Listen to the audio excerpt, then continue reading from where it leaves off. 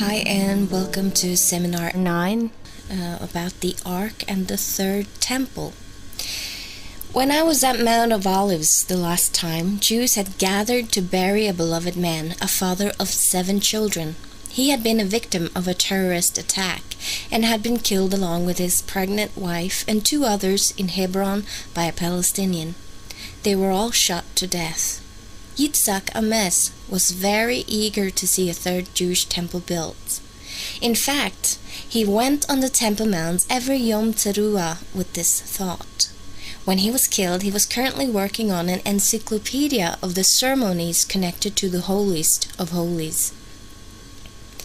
After being killed because he was at the wrong place at the wrong time, some people were left wondering, why isn't God blessing these few men wanting and actively promoting the building of the third temple? Why wasn't he protected so he could finish his work?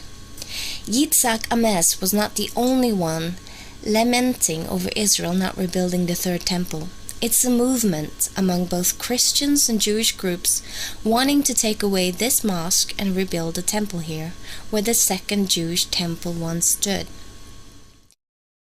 When the new temple might be built, or the plans of it, or... We don't know.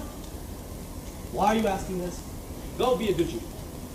The situation is so tense that when the Jews opened the Western Wall tunnel alongside the mosque, it was enough to start an intifada, and many people were killed. The Palestinian Authority also claimed that the Western Wall belongs to them. Palestinian protesters gathered at the site after rumors that an extreme Israeli group would damage the site, which the Israeli government denied. Israeli police stormed the Temple Mount complex to disperse Palestinian protesters who were throwing stones at them.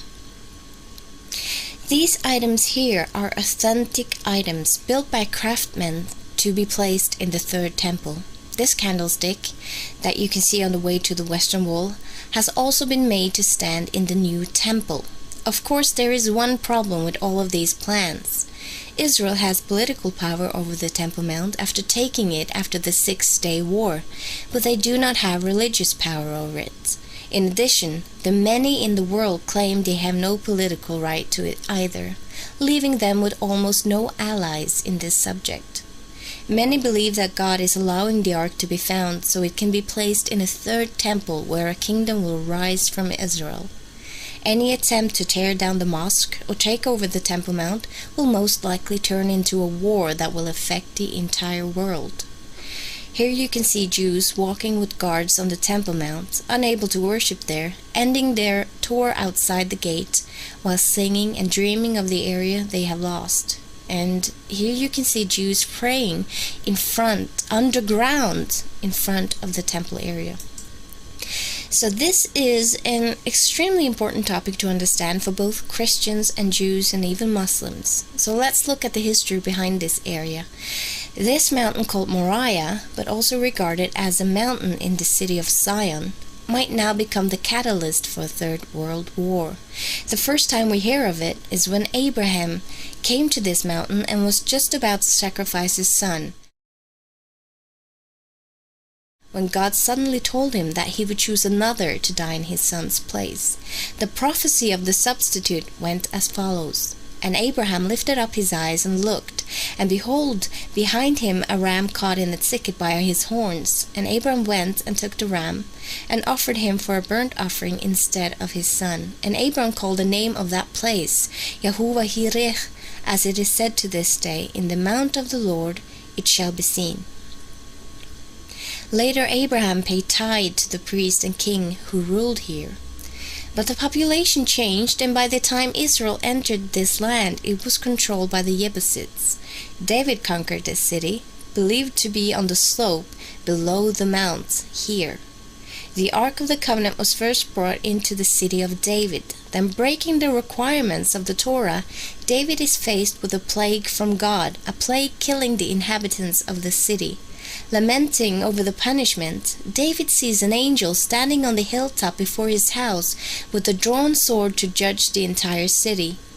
David is told that to spare the city he must build an altar and make a sacrifice. when a sacrifice was made on the Mount Moriah, the angel of the Lord removed the death penalty the citizens had been given. The place David was told to sacrifice was a field at that time, and it was chosen to be the place to build God's temple, where the ark was to rest. The Bible frequently tells us that he had chosen this particular mountain to be the place he would reign from and judge from and give pardon from. David's son, King Solomon, built the first temple here. This temple area was magnificent, built with stones from the mountain itself. As you can see here, a giant cave opens up below the mountain where stones most likely have been taken from. Stones were also taken from the mountain outside. Jerusalem's weakest side was on the north. Not surprisingly, one part of the mountain was cut away from the rest, as you can see here. The big chunk of the mountain is removed, making the highest peak of the Mount Moriah separated from the rest of the mount. So this corner-shaped piece of the mountain is left outside the city and is known today as Golgotha. The Ark of the Covenant was placed into the most holy place of Solomon's temple, and the temple itself having the entrance on the east. So this temple was grand, and Israel was a free nation with God reigning from amongst them. But Israel started to leave the laws of God's kingdom and obey the laws of the heathen kingdoms instead. They decorated the temple with pagan symbols and made the place unholy. After sending the people several warning messages over a long time, saying how he will protect them if they are faithful to the laws of his kingship, but that he will give them consequences if they rebel. And so the ark was taken out of the temple and placed in an unknown location. Then the Bible tells us that King Josiah tried to restore God's place as king in Israel, placing the ark back into the temple and teaching the people to uphold his law. This is the last time we hear about the ark being moved. 22 years after Josiah's death, the temple was destroyed. New kings had come and continued rebelling against God and his law. And finally God decided to allow the temple to be destroyed by the Babylonians, but the ark was missing. Everything taken to Babylon was listed down, but the ark is not on the list, nor was the 7-branched candlestick, nor the altar of incense, or the table of shewbread. The main items from the holy and the most holy were not taken to Babylon. God had said his place of reign would be on this mountain forever. So was the ark still on or in the mount? And if so, where? According to the Bible, it had to still be there, but not overly. Now from this time, when the ark was taken from Israel and Judah, they lost their freedom. These two facts are closely related, and this is why the ark was taken from them and why it wasn't returned. You see, Israel from that time would be ruled by Babylon, then by Medo-Persia, then Greece, and then the Roman Empire. God, as the creator of the universe, would not have his throne in a city subdued a pagan power. It would be placing God below them. God's place of reign below Nebuchadnezzar, below the Romans. So this is why God's place of reign was removed at this time and not given back to Judah. The people then returned from captivity in Babylon and started rebuilding the second temple in the same spot the first temple stood. God blesses and encourages their work, but they do not get the ark back because they are now under Medo-Persian rule. And God would not rule under Medo-Persia, nor was he taking over the area. The ark would not stand there as long as the land was under another ruler. It would have been a mockery towards God, like when the Philistines placed God's ark before Dagon. So the ark wasn't missing, it was taken away by God. They had placed themselves under heathen rule by obeying heathen laws. So the second temple was without God's throne, his place of reign, but was not without God's care. Before they returned from Babylon to rebuild the temple, they are told through the prophet Daniel that they were on probation. He said, 70 weeks are determined upon thy people and upon thy holy city to finish the transgression and to make an end of sins and to make a reconciliation for iniquity and to bring in everlasting righteousness. Prophetically, a day represents a human year, as seen in these scriptures. They were allowed to return and rebuild the temple, but were given a time of probation. If they succeed, God would restore their independence with him as king. If they failed, they were to be rejected. So God gave them the land back, but only halfly, because they were still under a pagan kingdom. The act of not releasing them from pagan rule shows only partly trust, aka under probation. So if God's throne had remained among them, it would have appeared as if the God of Israel had been subdued a heathen power as well as the citizens. It's a bit like today. A crime is committed, leads into captivity, taken out on probation. If obedient, you get your freedom restored. If you fail, you have to go back to captivity. So the second temple was built, and subsequently King Herod the Great made this temple even bigger. Herod removed another large clump out of the mountain and made a large plateau on the Temple Mount. There he renewed the old and built a big fortress on the northern part of the temple plateau, overlooking the temple area. He also had a palace standing on the mountain opposite Moriah at the western hill. King Herod is the same king that felt threatened by word of a Jewish king to be born in Bethlehem, so he killed all the babies in that city, leading Mary and Joseph to escape to Egypt. He was a spiritually corrupted human being and died around the time 4 BC. Yeshua visits the temple. He lets people know he is the king and the Messiah. He teaches people in the temple area. However, his place, him claiming to be God's son whom God hath elected king, is rejected and ridiculed. The leaders of the people capture him at night and take him to the Roman counselor to be judged. Here he is asked if he is king of the Jews, where Yeshua then confirms it. And then Pilate is addressing the Jews. And he said unto the Jews, Behold your king! But they cried out, Away with him, crucify him. Pilate said unto them, Shall I crucify your king? The chief priests answered, We have no king but Caesar. Thus rejecting the Lord as king and choosing a pagan. So Yeshua is crucified, where Pilate writes on a board above the cross, Yeshua, King of the Jews, where the leaders say, Then said the chief priest of the Jews to Pilate, Write not the King of the Jews, but that he said, I am the King of the Jews. However, Pilate refused to change the wording. A short time before Yeshua was killed, he said in front of witnesses, O Jerusalem, Jerusalem, thou that killest the prophets, and stonest them which are sent unto thee, how often would I have gathered thy children together, even as a hen gathered her chickens under her wings, and ye would not. Behold, your house is left unto you desolate. Here Yeshua stated that the temple would once again be destroyed, and the reason for it being destroyed is the rejection of him. Christ was taken to the part of Mount Moriah that had been separated from the rest, and crucified. But was the king taken the same place the ark had been hid? The probation would end, leaving them vulnerable to the hand of whoever wanted to destroy them after rebelling against the Roman emperor. And here is a coin from the rebellion found in the ancient ruins. The Romans encompassed the city and later destroyed it along with the temple and everything. Here are excavated the remains of a rich citizen from the time Jerusalem was destroyed. The house has been burned and an arm of a human found in the remains. They thought the temple would never be destroyed, that God wouldn't abandon them. And here, one of those ended their life in the most tragic manner.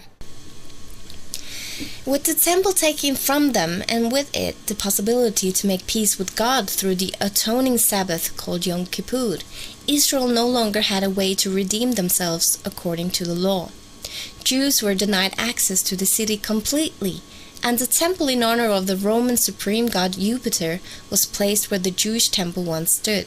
God did, however, not interfere like he did when the ark was placed with the god Dagon. Whether a Jew believed they really had rejected the king of Israel or not, they could not deny that God had taken from them the Temple Mount, the place God said he would reign from. Notice how, when the first temple was destroyed, no pagan Babylonian temple was placed there. It was just left in ruins until the second was built. That time the Jews were given a prophecy that they would return and rebuild the temple after 70 years. But this time there was no such prophecy given to the people living then, no promise. God was seemingly silent to the Jews' plea. 70 years went by this time, but the Temple Mount was not given back into their hands. God was about to allow any conqueror to build there, except the Jews. The pagan temple with Apollo had statues of Hadrian and Antonius Pius in front. Jews did not have free passage to the mount. Then the Byzantine period started, where the temple of Apollo was left in ruins. Now it was the Christians who had spiritual control, but neither they followed God's reign. Although the pagan temple was gone, God still didn't return the mount to the Jews. Now from the hands of the pagan Romans, then the Byzantine Christians, another conqueror took the city and the mount in 638 AD. They too controlled the Jews' right to the Temple Mount. In the early Arab period, a mosque was built on the place where the Jewish and later pagan temple stood. Even though ruler after ruler managed to gain control over the mount, the Jews were left helpless to battle against them.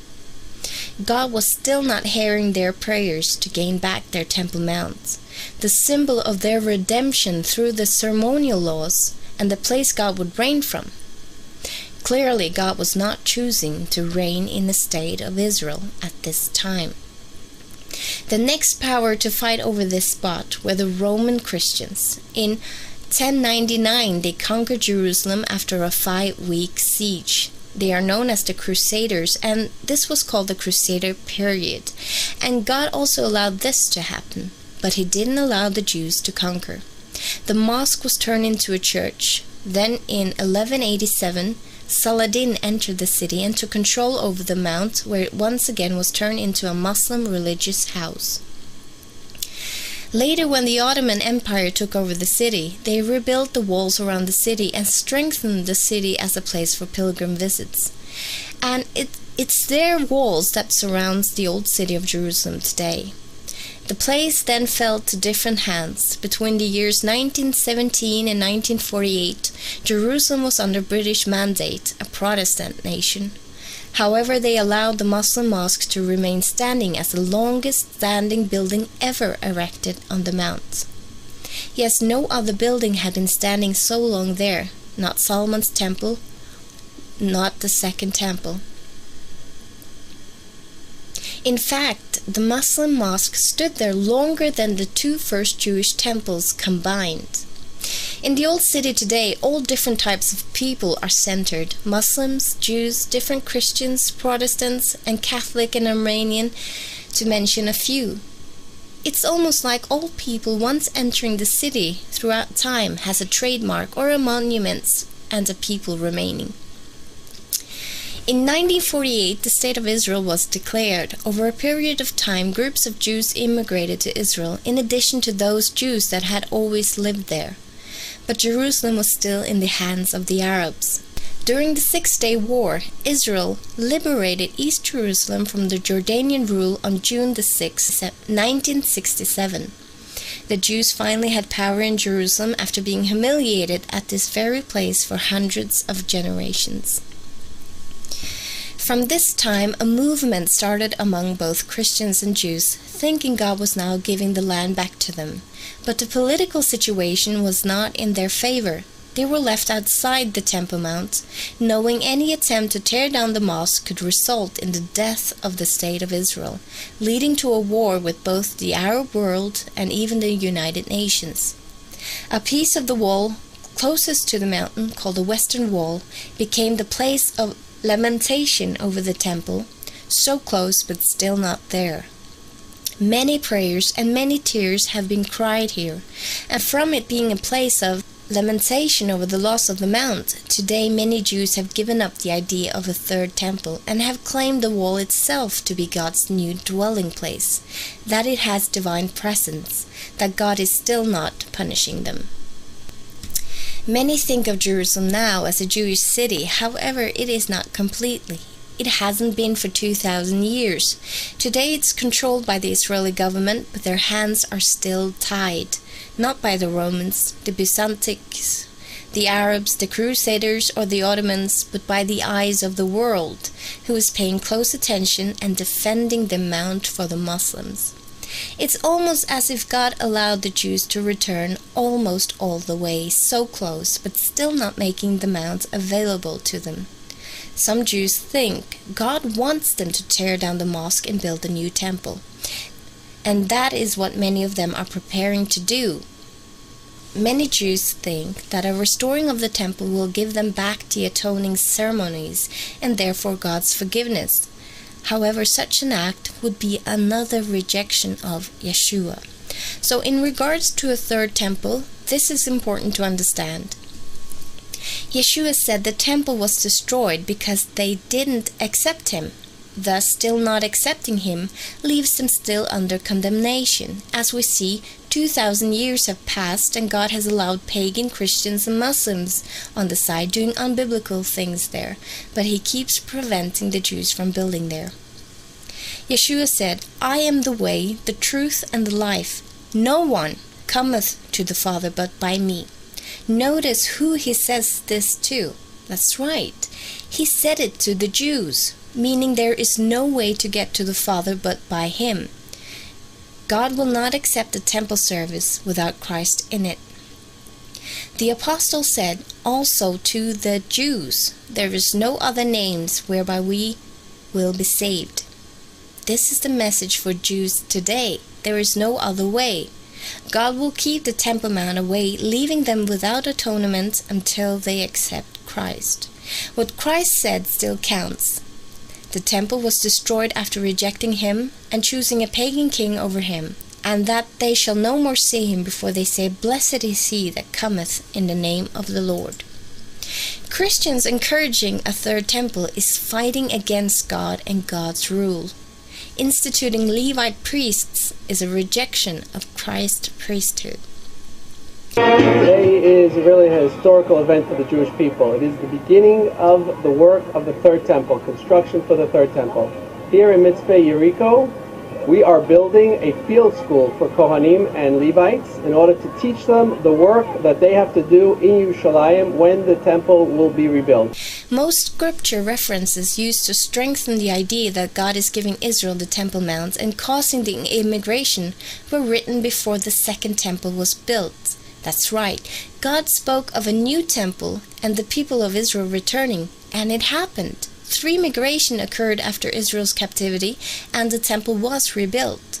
This happened after the prophets had prophesied about it, and now some of these references are used for a third temple and migration now. But Yeshua's statement still stands. Most Jews today have still not met his requirements. You see, in the time the Jews were under Persian rule, the ones who wanted to rebuild Jerusalem went back. The rest stayed. Today the Jewish count is in its millions worldwide. There are more Jews living in America than in Israel. In addition, the lost tribes of Israel have turned into multitudes after the prophecy found in the Bible. People are discussing immigration, if you are a Jew by blood or by faith, which DNA haplogroup belongs to the Jews and which doesn't. But the fact is, for God to fulfill such a prophecy today as he did in the time of the Second Temple, there wouldn't be room enough in Israel for them all. From 1995 till 2010, the Jewish population in Israel has grown by 1 million. Most of the Jews are secular. Tel Aviv is counted as one of the most prominent gay cities in the world. God's blessing indicated that Israel would have peace from their enemies. But Israel today is under constant threat. Just as Israel was once harassed by the Philistines, they are now at constant battle with enemies in the same areas, like the shooting I just mentioned, constant terrorist attacks. The world is quick to judge them and put pressure on their actions. In the Bible, water shortage is also a sign of God keeping his blessings away. In Israel, there is a drought. as seen by the water level in the Dead Sea and in the Sea of Galilee and Jordan River, or this note in a Jerusalem hotel room. After the Jews had rejected Yeshua, he said to Pilate, "My kingdom is not of this world." Earlier, Yeshua had let his apostles know that the world meant all who oppose his law. Yeshua would never have an earthly rule over the unwilling or over the pagan. And this is just what many Jews and Christians are waiting to happen. The Messiah coming to rule as a king from Judah and over ungodly and unwilling nations, forcing them to obey him. But Yeshua, or for those who do not believe in him, I'll refer to the Jewish God, has not made any attempt to rule over the unjust in any other way than judging and sentencing them. The ark was removed when the people no longer wanted him as their king. It was hidden away from them, according to the prophet Jeremiah, never to give him back to them. So the earth is still God's jurisdiction, but he is judging them from the temple in heaven after giving the earth a probation. And then he will recreate and start a kingdom with only those who want him as their king. Right now, Yeshua is winning the inhabitants of his kingdom through the gospel, through personal acceptance of him and his kingdom. As Yeshua said, the kingdom starts within you. He will not rule as a king physically, but rule through his spirit that dwells in the individual, until the time comes when he can gather his own and start the kingdom of peace. As he said, "If you love me, keep my commandments, and I will pray the Father, and he shall give you another comforter, that he may abide with you forever, even the Spirit of truth, whom the world cannot receive, because it seeth him not, neither knoweth him." So the others will be judged and eventually removed from the kingdom, but not be a part of the kingdom. Paul did write about a secret, a tree symbolizing God's kingdom, built upon the law and the prophets, that those who turned against the king who had been broken off the tree will get a second chance, that many Jews would be put back onto the tree.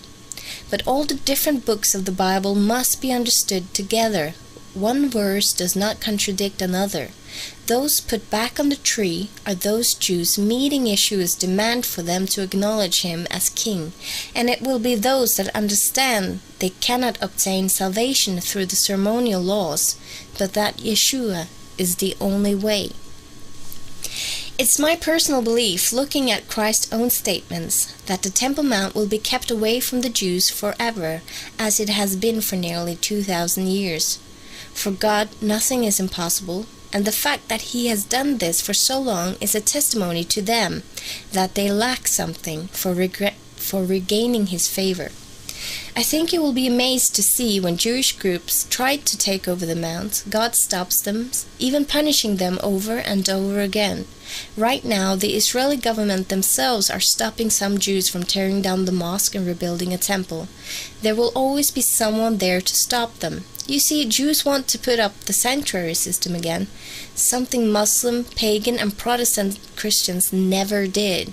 And the sanctuary would be a mockery towards Christ, taking the focus away from the sanctuary in heaven and his work there, and deceiving the people on earth to rely on man's deeds. The book of Revelation describes a restored planet where the New Jerusalem will come from the sky, being a city from God placed on earth.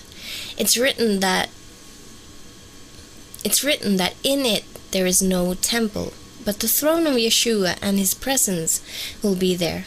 In the New Jerusalem instituted by God, there will be no new temple. Sin has been dealt with, man and God united. There is no need of separation. There is no need of the sanctuary to represent God's throne for man. Therefore, only the throne and the people of the kingdom are left in the new city. The earthly ark outside the sanctuary could very well be the foundation of where Yeshua would have his throne. The evidence that he is the creator as well as the one who bought the freedom of the inhabitants of earth. The evidence the kingdom belongs to him might be on earth forever. As the Lord said, "For the Lord hath chosen Zion, he has desired it for his habitation. This is my rest forever. Here will I dwell, for I have desired it." So Ron Wyatt said there was a wall behind the Ark throne emitting the colors of the rainbow the last time he was there, and that the staves had been removed. In the Bible, the colors of the rainbow was above the Lord's throne. The Ark would no longer be moved into an earthly temple. It was there to stay until God lifts up the mountain. We will only know for sure as we follow the events. And as the nation continue arguing about the Temple Mounts, as Jews stand at the Wailing Wall mourning the loss of the temple site, could the part of Moriah that was cut off, the part God had chosen forever?